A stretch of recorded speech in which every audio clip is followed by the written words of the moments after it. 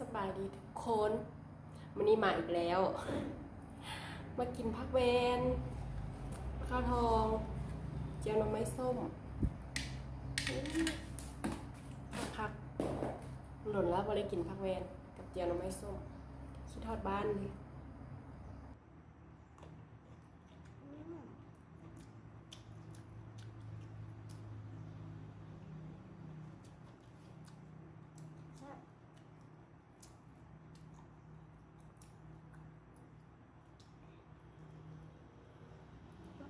มาขอลมยางได้หิวข้าวไม่ได้กินข้าวเช้า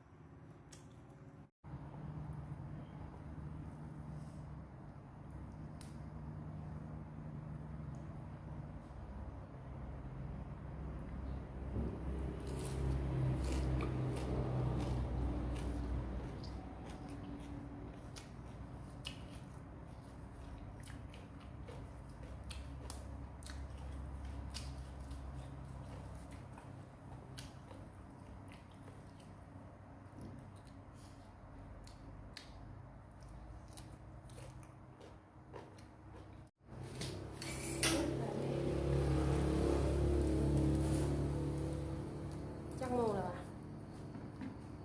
ยังไม่ได้อาบน้ำกัน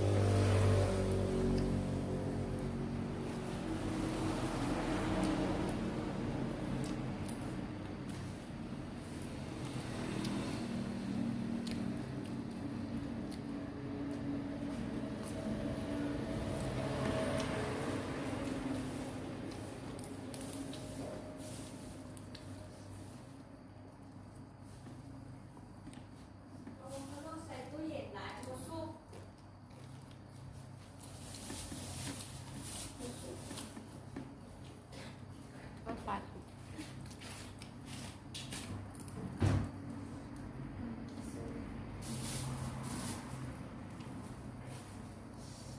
เพชร